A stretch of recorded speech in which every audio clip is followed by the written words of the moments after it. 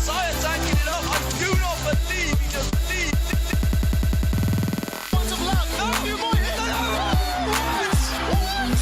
I cannot understand this game. Unicorns of love. It wasn't you said. Hello and welcome to the T-Force LCS Rundown, episode 152. It's new to you because North America is done and Europe is having fun. This is your Rock Jock Radio host. So this week in the LCS, we finished up in North America, as we said in the beginning. We now have our full playoffs bracket laid out. We're going to touch upon that as briefly as we can because there's not a whole lot of content to talk about. Because we only have 2 matches coming up in the not too distant future. We are going to have a little discussion about Phoenix 1 and how they did this past week because there's some controversy in the Slack chat. And then we're going to hit Europe pretty hard because like last week where we had all of the playoffs perspectives sort of laid out for North America, however accurate or inaccurate those were. We now have that same scenario down in Europe, which is very exciting. Things are coming to a head here on the LCS Rundown, and we were super excited to get to playoffs. So, playoffs is where we shall start in North America. We have 2 quarterfinal rounds determined. Phoenix 1 versus Dig, CLG versus Fly. I'm going to hit each one of my good boys for their opinions on this matter. And we're going to start off with just like, give me like predictions and then 1 sentence why.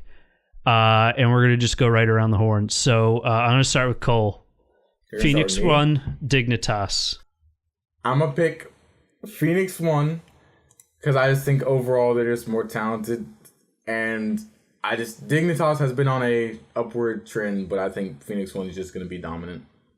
There it is. Ian, what do you got? So I still think Dig is going to lose that one. They looked really bad versus C9. Their late game was completely abysmal, and they lacked any ability to properly team fight. So I think P1 is going to take that pretty handily. Arrow's going to carry the hell out of that series.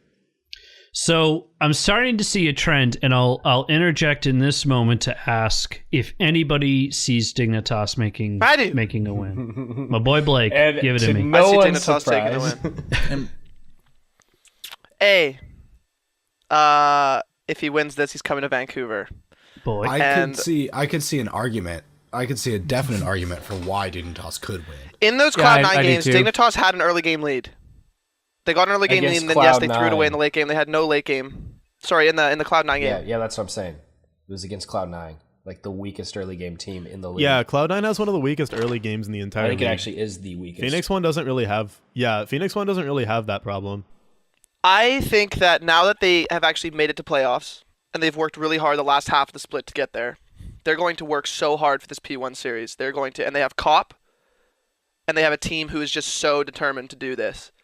And I think that they have spent the whole season showing that they valued communication over translation or anything like that. And I think that they finally reached a point now, as you said, they've been in an upward trend where they are going to be able to prep effectively because they have the communication necessary to do so. And they're going to demolish them. I think it's going to be like a 2-0 or 3-0. Yeah, well, P1 looked like shit this last week, though. So, like, if it depends on which P1 you're getting, though, because if you're getting the one from last week, like last week they looked really good, but this like most recent week they look like complete hot shit. Right. Inori got outclassed like crazy. I mean, he only can basically play the assassin, so it's just like, I mean, if he's not on Kha'Zix or Rengar, and even if he's on Rengar, he's not even that great anyway. So it's just like, it's possible. Let's hope they're not playing. Yeah. They better not be playing Inori. I think Inori's they did against CSM, and he got shit stomped. I get that. We'll get to why that was. We're coming into a playoff situation. You can't be playing Inori here. Like, yeah. The biggest downside when you play Inori is that it makes Zig have to play a tank top because Inori can't play a frontline jungler. And Zig is so good on everything, on carries, on tanks. You want to have You want to be able to last pick top and give Zig like a counter pick or something, or do something crazy where you can get a big lead up there. And if they're running Inori, they're going to lose that. They should be running Meteos. And the other thing is I have no idea who's better, Stunt or Shady. Stunt. Yeah. Stunt's more consistent. Shady we've seen like twice. It's kind of Arrow's choice. The argument that was given in ALCS tonight, which I agree with, is that Stunt's champion pool is just simply bigger than Shady's. While Shady might possibly be a little bit more mechanically inclined than Stunt's champion pool, like they were saying that in Shady's solo queue, it's Vel'Koz and brand support and stuff like that, where Stunt plays a wide variety. Yeah. Yeah. He didn't do great with it. So The one advantage that Phoenix One does have going into this, and it could also be an advantage for Dig's renewed sense of planning, and with Cop behind the helm, is that these are 5-game series, best of 5. So you can risk swapping in Inori, especially if you get a first game win, and try out something new and try to keep Dig off balance, make them have to plan for more and adjust for more. They can switch that out between series. So it's an interesting tactic that, I mean, we saw it played this week, and we all think for different reasons, which we'll discuss after we talk about CLG and Fly. Any more, I guess, I'm going to start with Sean, Grant, and Chris on the CLG versus Fly series. But any further thoughts about the matchup before we move on? I think that Keen is the question mark for me. I look at the rosters, and I think it was Cole that said that they're going to be dominant. I don't know, man. I don't see that happening. I think whether they play Inori or Zig, someday is going to demolish them. Yeah, like he demolished everyone this weekend. No, I think something that Zig has been really proficient at is not conceding large leads in the top side of the map, given that he has the lowest jungle proximity of all top laners. And I think head-to-head, I think Meteos and Chaser, I think as long as and the one advantage P1 has is that they can always switch it up. They have 2 junglers that play at different playstyles to extremes that they can both fit into the way the team overall plays. I think in the mid lane, Keen and Ryu are going to be on par. But as we've seen with Dignitas, when they're successful is when Keen is going off, and that's usually against lower tier mid laners. And I think in the bottom lane, P1's bottom lane wins that every single time. As long as Stunt I disagree with the bottom lane, honestly, and I know that's me just sounding like a fanboy, but I think... I mean, yeah. Because I know the big question mark is that support for P1, while Dignitas has X Special and Lod. But I think Special has a giant question mark the entire split. Yeah, with how it's actually pretty strange coming into this game, like if you look at just how the teams stack up to each other, I think Zig and Someday stack up really well. I think Chaser will outdo Inori, but goes even with Meteos just because Meteos is a completely different play style. Yeah, exactly. Keen on most days loses to Ryu. That's my question mark. I'd say that 8 out of 10 times Keen loses to Ryu, but there's 2 times where Keen shows up. And both those times are on Cassiopeia. Maybe. And then Arrow and Lod, Arrow's amazing. Lod's doing good. He's not as good as Arrow. It's just, you can't put anywhere up. Arrow's been the best out of any fucking AD carry this year. And then the supports are just a fucking question mark beyond, for both teams. We're coming into a completely different, bot lane meta with the Bork changes, with the different champions, and being able to lane really well without exhaust is something that I'm not sure how well these supports are going to be able to do. I think there's going to be a lot of really dumb trades, and it's going to get these guys in trouble. And the meta of playoffs is another interesting question, because one thing we haven't seen yet, well, is the 10 champion ban system, and not in a playoff scenario and not in best of 5. So if it goes to 5 games, you're going to have, I think, very targeted bans by the end. And if I think the teams that are going to keep going into it with the same ban plan game after game are the ones who are going to fail pretty fast to some of the more experienced teams like CLG, for instance, transition wink wink, and the TSMs and the Cloud9s of the world who are a little bit more suited to adapting to plans. So speaking of those blushing boys in blue, CLG and FlyQuest. This is an interesting matchup, and we'll go to our resident boys. Chris first, then give me Sean, or give me Death, and then we'll go to Grant. Well, do we have any idea where how long Stixay is out for? Stixay's back. Exactly. So he was gone. Okay, he's back already. Okay, he was out okay. for 1 day on Saturday. He Got a came fucking cold, out of dude. the hospital and played the next day. He was sick as a dog that day as well. So they actually had Joey back, and he was sitting in the wings, possibly having to play either mid lane or Afra was going to have to go to mid lane. It was a shit show. 6-8 pop, 3 health pots, and he said, I'm good. Yeah, legitimately, they gave him some fine. biscuits He had a of biscuit. rejuvenation, and he was balling. So, Yeah. I mean, What do you that think? was it for. I'm letting just giving Chris info. Okay, all right. I was like, are we ranting here, Sean? Or I'm just And we kidding. have 2 I weeks- think that they'll we have probably 2 be able to weeks beat until playoffs. FlyQuest then. If with Stixay back especially, because even without Stixay, they still played kind of decently. It was kind of fun to watch Joey and the memes, of course. And were it's super great. time, wizard. Right, yeah, there it is, right there. So I definitely think FlyQuest. I mean, I've said it since the beginning of the split. They were really good, but they're on the kind of downcline. So I don't think they'll be able to take it from CLG. To be honest, it might be close, but I still think CLG just has the upper hand over them so far. I don't have much faith in FlyQuest.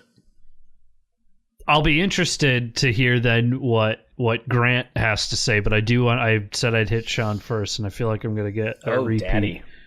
I could have probably planned that better. What do you think, my boy? CLG 3-1. I think you've got FlyQuest is going to cheese one game, but CLG does not fucking tilt anymore, and they're just going to go, all right, fuck you. We're ready for Famous this. fucking last words. Oh, you fucking idiot. You just done Just it. watch. You just Just fucking done watch, it. dude. You Just idiot. watch. I know. You As a CLG idiot. fan, I should be seasoned and know that there's nothing worse for them than to hype them up at all or even remotely. They don't tilt And anymore. this is I may have just killed them by having this out there and in There's the a- public. There's a constantly updating meter in the CLG house that is the hype meter, and then faith as soon as meter. it hits max, they just Faith meter, my friend. know that they're going to lose, and you just push it over the edge. Yeah, and then As soon X as there's Smithy any has kind of massive visa expectations. issues and can no longer stay in the U.S. or something. Yeah. So, no, they're going to be fine. I mean, every single lane matches up extremely well in favor of CLG, I think. The one thing that could put FlyQuest over the edge is if they are able to prepare some really specific comps that CLG cannot deal with. But I don't think over a 5-game series, that's going to be consistent enough to be able to stop a coach like Zix and a team with a pretty decent champion pool all across the board. I'm also much more in favor of an empowered Stixay on one of the newer back in the meta carry champions than I am on all tech on anything. So Okay. What do you think, Grant? I know you're coming to me hoping for something different, but there is no way CLG loses this fucking. no, you can't say that. That's too much. I'm sorry. And the meter just broke. I'm gonna jinx the fuck out of this. I know, but I'm literally, Stixay's I'm now playing knocking on Jinx. wood. Oh, come God. on. There's no was foretold. way. There's no way FlyQuest wins this. FlyQuest has only been doing worse and worse Okay. since these So here's- last couple weeks. Here's my question then. Here's my question. If FlyQuest does it, if they can manage to pull out the wins, what does that say? I mean, forget what it says about CLG because we already know they already lost, but what does it say about FlyQuest? Are they not the team that's just here because they have to be and they couldn't sell their spot? Are they just as bad as we thought they were and are just going to lose in semis? Where does it go for the team? FlyQuest is a team that came in at a solid point. They went through the Challenger Series and they really meshed together. Then they got into pro play and then they just sat and they did what High told them. And they just were better off at the start of the season than everybody else was. And everybody else actually started being worth a damn, and you just slowly saw FlyQuest fall in their placements just because every other team caught up. And this is a team that they were at their ceiling at the start of the league. There's nowhere else for them to go. Yeah. The sun is rising on CLG's golden age as Moon sets back to the other side. Yeah. As CLG waxes over the horizon, Moon and FlyQuest playoff hopes wanes in the distance. So I do want to move on to when we talk about Phoenix 1 and whether or not they threw this match against TSM. But really quick, out of Ian, Blake, and Cole, any difference in opinions? I'm just super confused by all this. Like, did you not watch CLG play Envy last week? Did you not see what the fuck was going on with them? Stixay came out of the hospital. He had 6 hours of sleep over the entire weekend. It's not like CLG, okay, so they've been on an upward trend toward the end of the season. And he was like, sick as a dog. If there's any team that can mentally stay with CLG as far as macro-wise, it's FlyQuest. And I think I watched Ball's interview. No. Not anymore. I watched Ball's interview with the post-game interview where he said that he thinks that they understand that they were trying too many champions at one time. So now you're about to get a FlyQuest with about a week off to say, hey guys, all right, we're going to stop doing so many. Wait, we're going to get a FlyQuest picks. playing meta champions? And you think they're going to beat CLG? Yeah. Well, yeah, I think FlyQuest gets over aggressive. CLG takes advantage. And I'm gonna be that guy. I'm gonna be that one guy. I think FlyQuest is gonna be able to match them on a macro level. And you laugh now, but watch them take it to a 5-game series and win Game 5. Cole, You think I like your sentiment here. High I like your sentiment here that how there's this, they can beat them in a macro level, but not a micro level. at the same time, every lane loses. How will they get to a macro level if every lane has already lost? Balls isn't beating Darshan. High is not beating Hui. Altec and Lemon are not beating Stixay and Afro.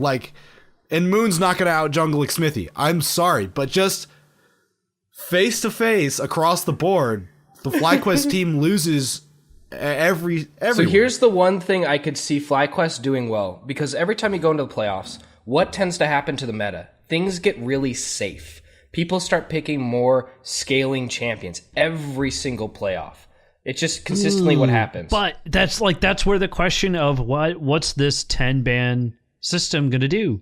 Are we going to start chasing the more safer picks in lieu for pocket picks? So, I mean, out of pocket picks, I don't think you can go with what we've seen thus far from the width of champion pools. I don't think you can hop it and start wasting bans on banning Aurelion Sol just to spite. And also, what team has better playoff pedigree and prestige than old Cloud9? What team? DSM. What CLG. Team? What team literally was slated not to even make it to Worlds and made it to Worlds? Old Cloud9 has old Cloud9 coaches. Old Cloud9 is a different team than what FlyQuest is. We can go argue that. Their coach was basically elimination. So we're gonna see any out of meta pick in this series. We're gonna see it's gonna be Darshan picking Nautilus, and it's gonna be Balls taking top lane Akali. I saw it. That would be a fucking awful matchup. Did you watch the I think Fnatic Darshan's going to be trying to play fair. We're going to compare Challenger Series players that weren't even good enough to get picked up in Europe. Okay, a matchup is a matchup.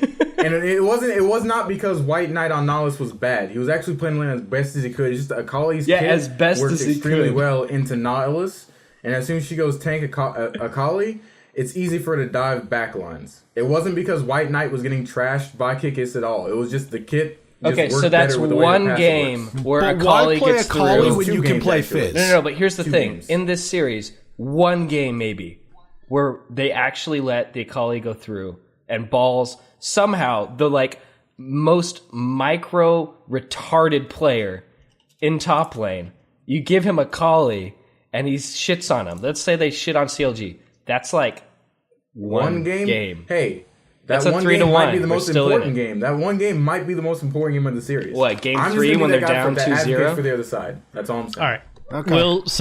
We'll get ready to move on. I do want to hear from Blake really quick, then Ian really quick. Oh, okay. Yeah, well, Fool is the man who does not take into account the high effect.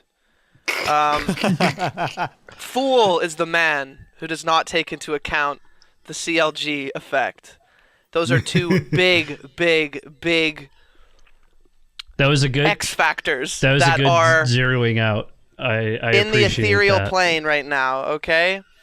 Everyone here, the way you are talking, this is the exact way CLG is going to lose. So, what I'm going to say to end my comment here is there's no way CLG loses this series. They don't tilt anymore. Okay.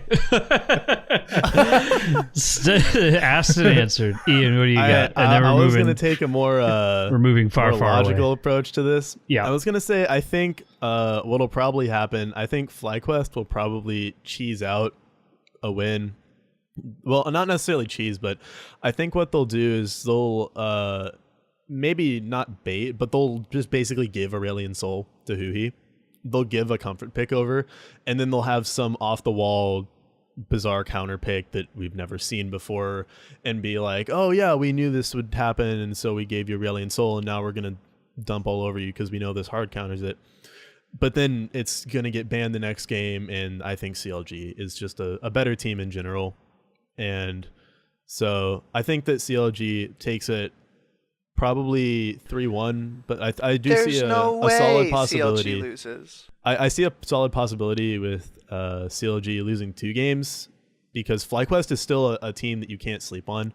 They're still a good team, but overall, I still see CLG winning this series. Ian, I want it to be known that if FlyQuest wins, I will not in any way be surprised. Ian, I implore you to watch Fnatic Academy versus PSG. She flame horized Nautilus twice. Wait. You're trying to convince us not only to watch a Okay, European hold on. We're gonna game, go down a rabbit hole of a theoretical pick out of nowhere. Please. We're climbing That's out for of Team Force this. proper though. Yeah, we're not. Gonna We're climbing out better of this pick hole anyway. that Akali dug for us, and we're going to talk about.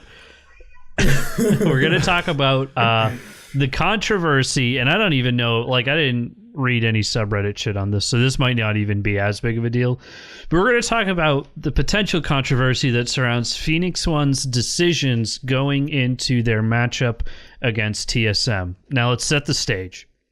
Phoenix One, their position, regardless win or lose, was not going to change from the 3rd seed.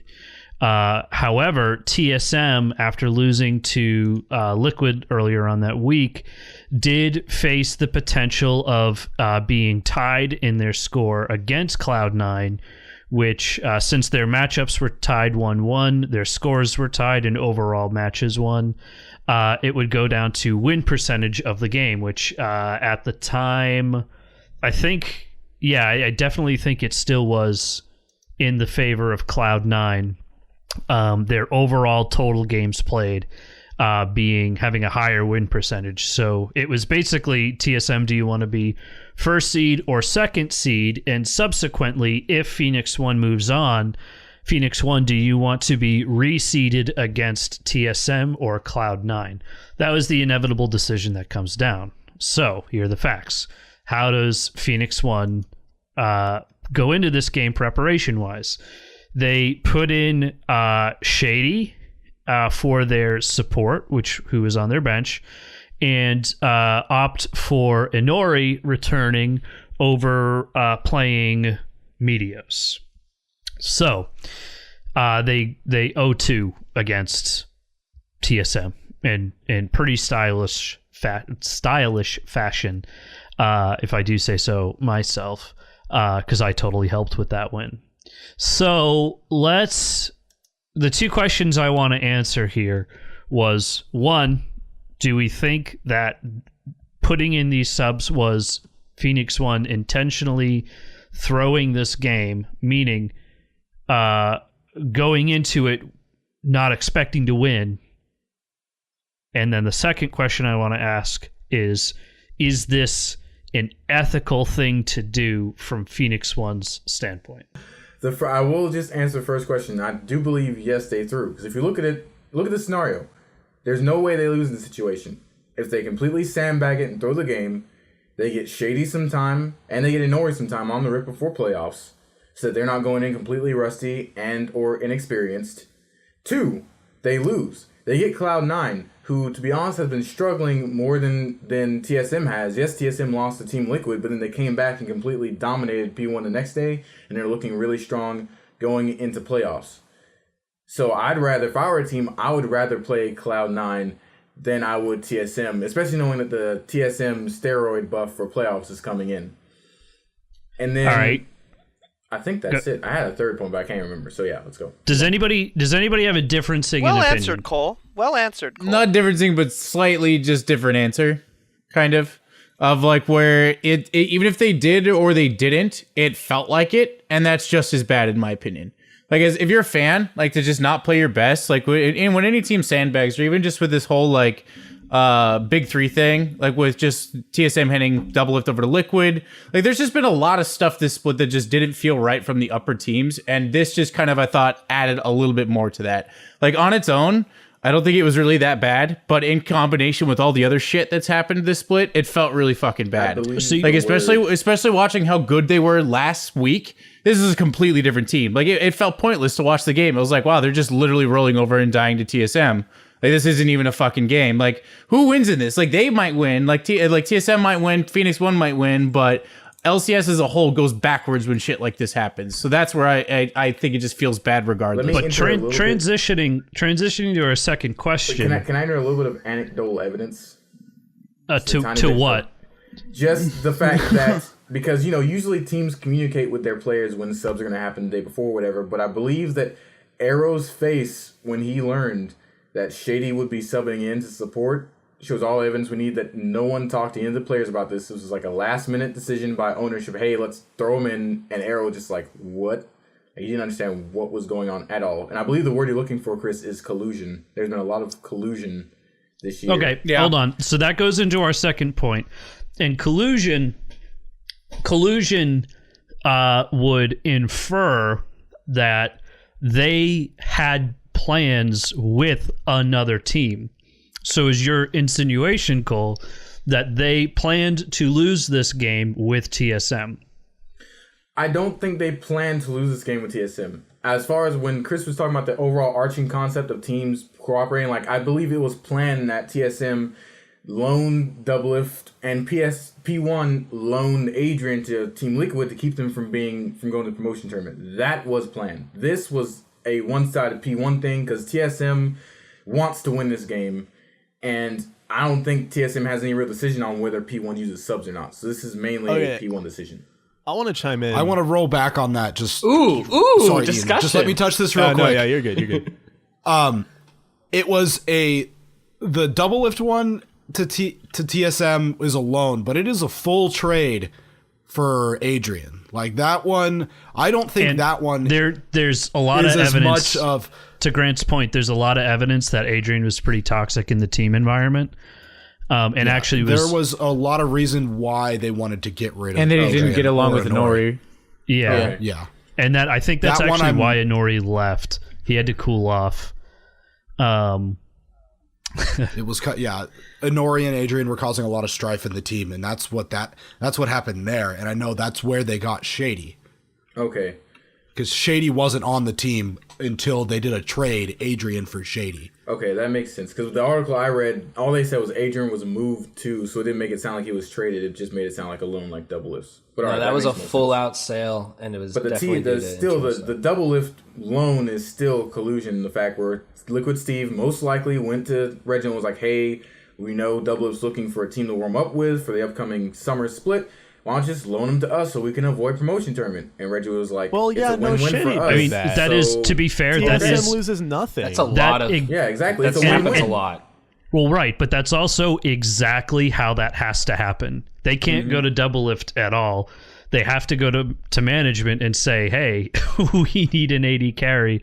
You have an AD carry on your bench. We're going to pay him a whole bunch of money. That's exactly what happened. Like, I don't think anyone's questioning that. I don't think that part is collusion at all. Now, did it happen to work out really, really well for both teams? Yes. But it more just came about because it's a perfect scenario for both of them. And Reggie to that point, yeah, go ahead. To that point, if Liquid was in a better position to maybe contest TSM, then maybe TSM isn't so willing to give it up.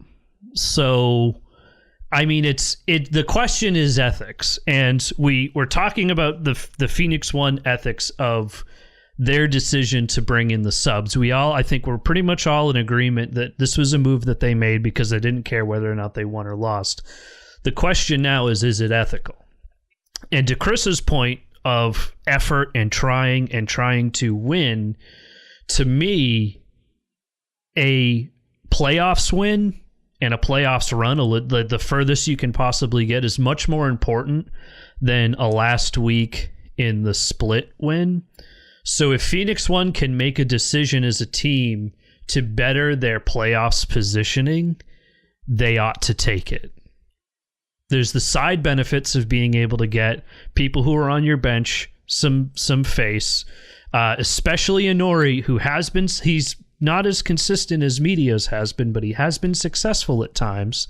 He is an asset you can use in playoffs. Getting him back into the rotation, there's not a lot of downside. So what? You lose. Great.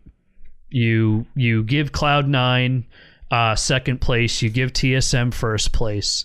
Your responsibility as Phoenix One is to not try your hardest to get Cloud9 first place. It's to make yourself as best positioned as you possibly can be for playoffs. And I think if the shoe is on the other foot, if Phoenix One did win, they would turn around, all the fans would turn around and say, Phoenix One's stupid. All they had to do was sandbag against TSM, and they would have been able to play Cloud9 and have a much better chance at the playoffs. Yeah, but is an argument like, oh, that team's stupid over this team is like, just because people get mad at you for doing something that they perceive as dumb, It's the exact point. It's the exact point for why you should move on and beat Cloud9 in semis instead of have to face TSM. Like, just because people didn't like the fact that you did it and you sandbagged and it sucked to watch them go 0-2 against TSM, you're still making the better choice for your organization. I guess we really have to say something about this after P1, if P1 even plays C9.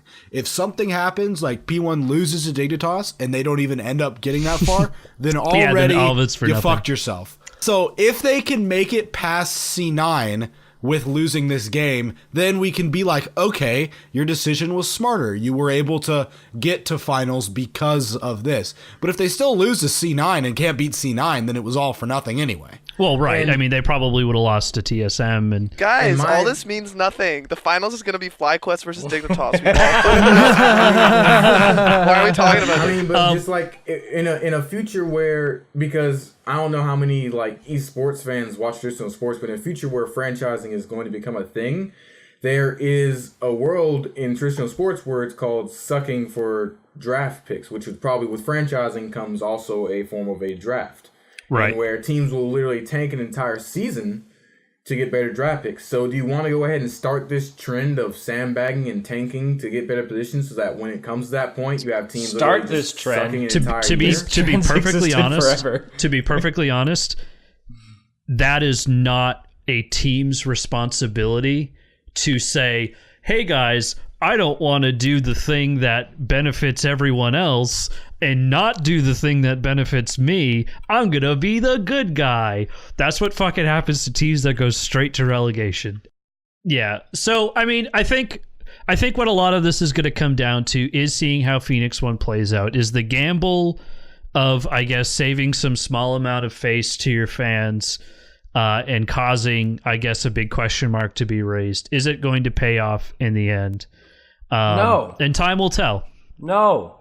I don't think it. I don't think like No. It's literally a 50-50. If you can't beat TSM, you're not going to win playoffs anyway. Fucking move Yeah, on same. from this. It doesn't even matter. You have to win against TSM, so it doesn't matter. been They're just talking about this delaying for the so inevitable. long. All right, Let's let's go. cross. Ethical questions that need to be answered. Let's go. Let's cross the ocean.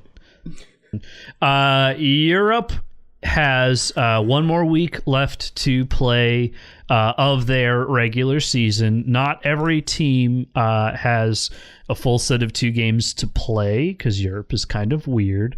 And there's actually some pretty interesting dynamics going into week 10 here for playoffs seeding. We'll start over in Group A.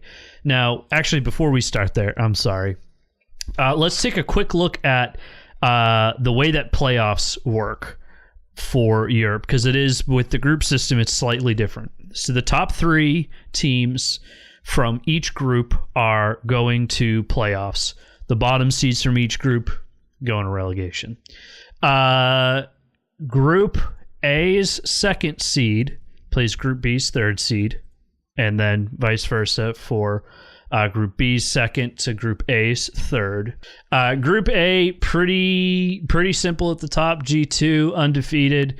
They're Dude, taking. that was a close series, man.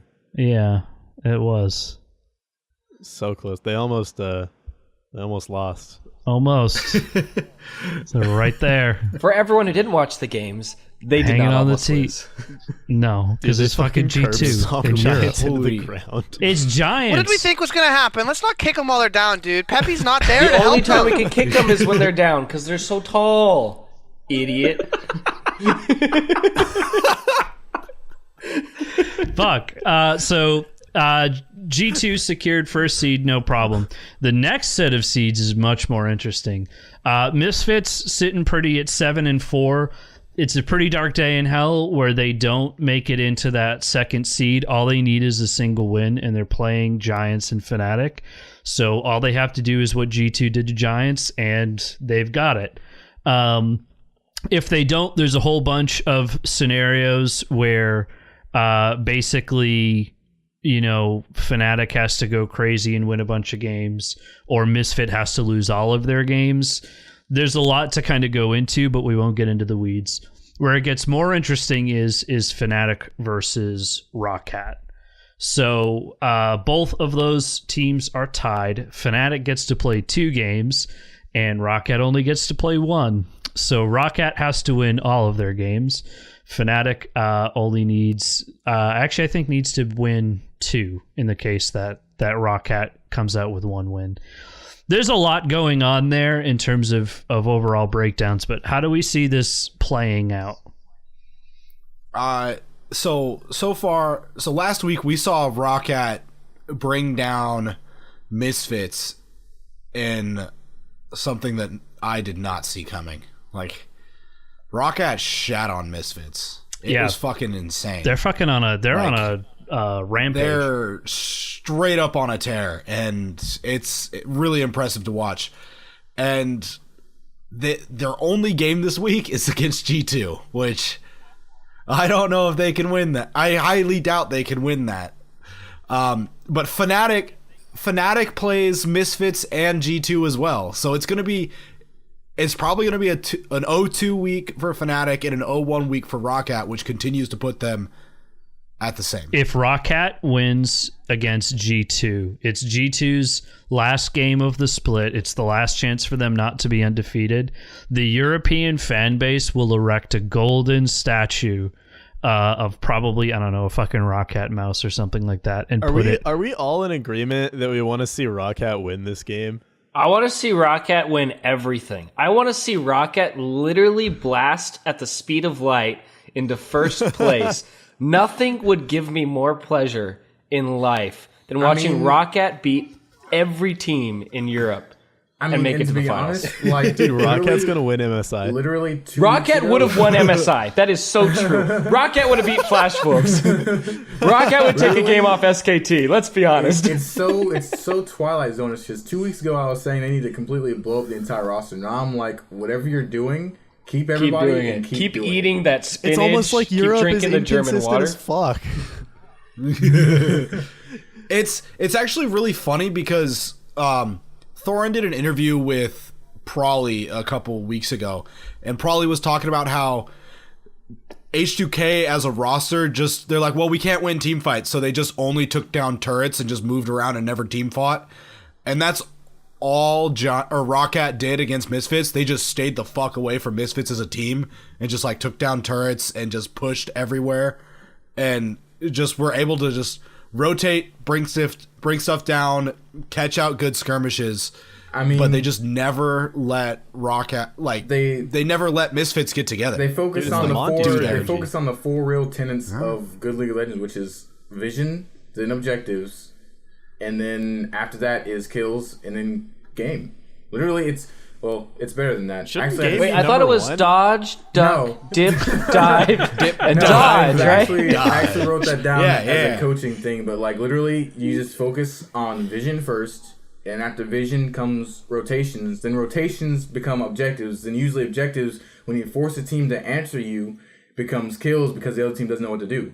And the first game was a lot closer, but the second game they just completely stomped Misfits. And Kakao didn't have a good series, and honestly, just based on faith alone, think they can beat G2. Based on faith alone. Yes, faith alone. I mean, that's a Sean's lot of face faith. just lit up.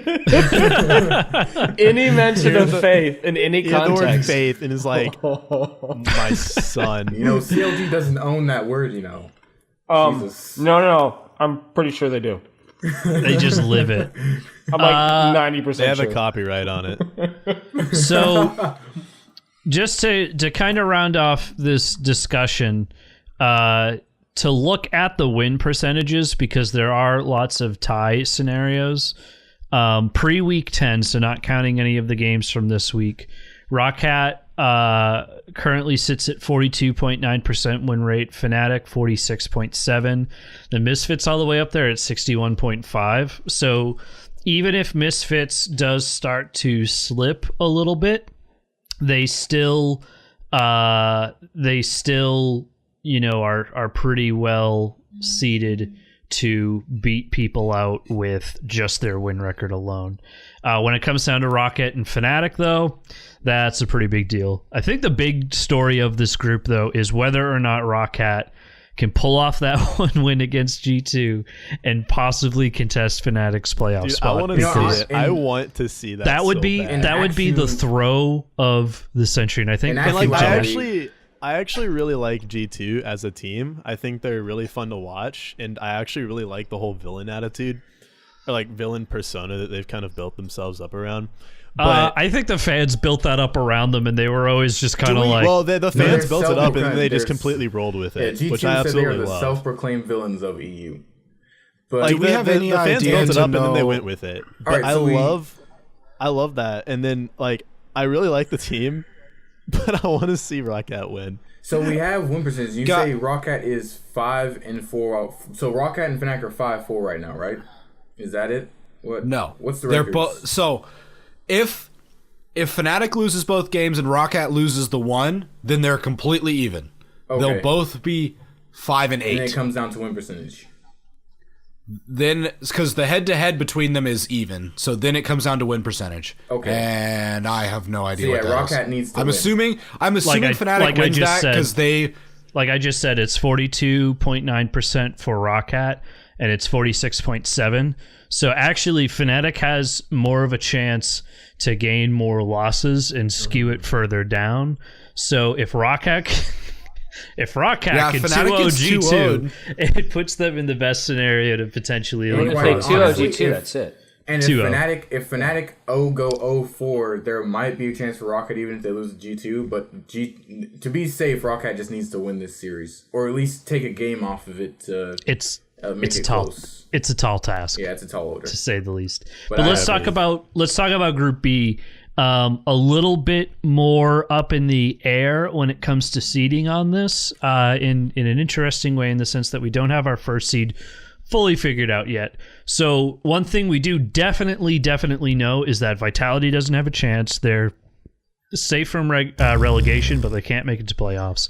And OG is like practically already sent home. Dude, it's just a foregone conclusion. I just at this wanna, point. Just got an old yeller the team, dude. Just take it out back and shoot it. I'd It's love dead. for them It's to over. not show up It's to the done. relegation tournament, and then when Riot says, "Why didn't you show up?" They said, "I don't know. We didn't do it for the rest of the fuck it, split, yeah. so why Oh. start now?" Here, so we're going to talk about UOL. Currently sitting at the top at 9-2, but it is a fragile lead. They're playing Splice and Vitality, two teams definitely on the lower end of that spectrum. However, when you look at the rest of the schedule, H2K has Splice equal footing, but then OG. So the matchups are, everything's very fragile. If UOL goes 2-0, no worries. They get the first seed. They don't have to worry about anything. That is a very real possibility given who they're going to be playing against. If they tie with H2K, doesn't matter. They win out the series 2-0 anyway. The only, I guess, weird scenario where they don't get up on top is if they tie with Splice, because then it goes down to a win percentage. But even then, they're at 73% to Splice's 64%. So it's a cold day in hell where unicorns really have to worry about what their positioning's at. Well, Splice plays to tie, Unicorn, too. To tie with Splice, they'd have to lose both series, right? Correct. Yeah. In that case, they'd have to lose to Vitality. In that case, but if they lose to Splice and beat Vitality and H2K goes 2-0, I'm then just they'll be saying, tied I've been the with people's H2K. advocate for UOL all season, but if they lose to Splice and Vitality, they don't deserve to be in playoffs anyways. So, Yep. And the low tier for unicorns right now, if they do end up losing all of those games, is 63% win rate, which Splice already has 64%. So as long as they don't drop too many additional games, if they can even just manage to go even in the overall spread, they could potentially do it. It's Well, a stretch. if they beat Splice 2-1, that's it.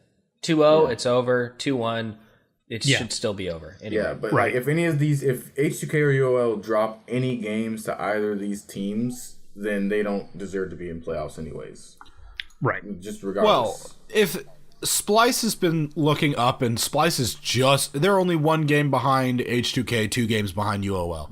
Like, so the fact this is a top Splice versus UOL and Splice versus H2K should be some good matches because Splice has been looking better as this split's been going on. They were very inconsistent at the start, but they've been looking better, and we have to give them that at least. Yeah. And if they do take a series off of H2K or UOL, it will rock that top end of Group B because, as I said, those 3 teams are only one game away from each other. Right. UOL should not lose to Vitality, and H2K should not lose to Origin. Like, if that happens, fucking, If then, H2K they don't loses deserve to be in. Origin, I'll fucking... Don't do it, man. Commit. Don't do it. 72. This is EU. This is EU. You can't predict Right. it. Nahun can finally retire and take that boat trip off into the great beyond. You know Just what? like the I LCS. hope that Nahun had like bonuses in his contract for Win a game. wins. Yeah, I believe finally in the- activate it. In Like the he'll- corporate world, they call that a golden parachute. Like he'll Just- hop on a boat just like in Lord of the Rings the elves did, and he'll travel off to Wow, the we golden are land, like to the golden country. we're comparing him to an elf now. Did I feel like Wow. he'd hop on the boat and the boat would like sail off and then... But hit you an remember iceberg? hobbits also Probably. remember Frodo's grandfather, whatever his name is. What? Also Yes. went on the boat. Bilbo, it's his fucking uncle. What Yeah, I are was you, gonna say, talking Bilbo's his about? uncle. I forgot, man. I'm sorry. Calm down. Well, then No, stop. no, Don't no. preach Man, to if you're us making about Lord of this. the Rings analogies, make sure you know your fucking facts, bro. Well, I didn't think we'd get that Cole's deep getting into it. And reamed. Sean was like, "Oh, you're comparing him to an elf now." So I was like, "Well, I gotta come up with something else. I wasn't prepared to have to Wow. come up with another thing." Was there a topic this week? I- Because we have not stayed on any of them. I so enjoy my Tuesdays. So overall, like this is Group B is definitely in a pretty exciting place. It's gonna be interesting to see what Splice can manage to do. They are, kind of looking towards the bottom here. They're going to be more than likely matching up against Misfits, which if we kind of rewind the tape here and go back to the only other time we've seen them play. Misfits did win that in a 2-0. So did Splice improve enough? Comes down to be the question. It's a tough spot for the boys to be in. UOL looking really strong. I'm not worried about them at all. It's really going to be, can any of these teams take down G2 at the end of the day? Yeah, well, and I'm about to betray all of my UOL fans because I think if the reseeding works out and UOL plays Misfits, I feel like Misfits will win. Agreed. Who actually beat UOL? Who put a stop to it? G2. G2 and Misfits. Oh. G2 and Misfits Yeah, beat G2 UOL. and Misfits. Because it was the big hyped up match was G2 versus UOL. It was like they were both the two undefeated teams. Yeah. And I believe that was what And it then was. G2 Yeah. fucking And I G2 stomped them. ended up winning that series. And I feel like although Misfits isn't a team known for, getting good early leads, I think if there's any team that can punish UOL more for their early game aggressiveness and just kind of recklessness, it's Misfits. And if you put Kakao on Lee Sin and just allow him to take control of the jungle from the Cersei, and then they can just punish Hillisang anytime he makes a dumb mistake and goes in when he shouldn't be, Misfits will roll them 2-0, yeah. and they might be a 2-1. Yeah, Misfits is like still a really good team, even though they lost. They're still a fantastic team. People can't sleep on them at all. No, and especially considering that this is their premier split in EU. Just coming out of the Challenger Series, it's an impressive run to say the least. I think they've been set up for the best success that any Challenger team coming out of the gate can expect. But let's wrap things up here with a look at what all of this is for.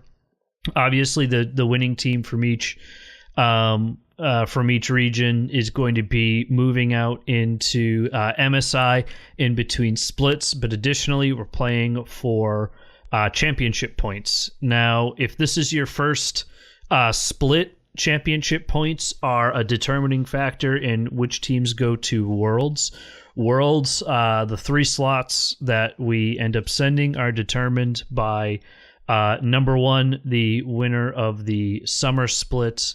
Number 2, the highest points. And fuck me raw, what's number 3?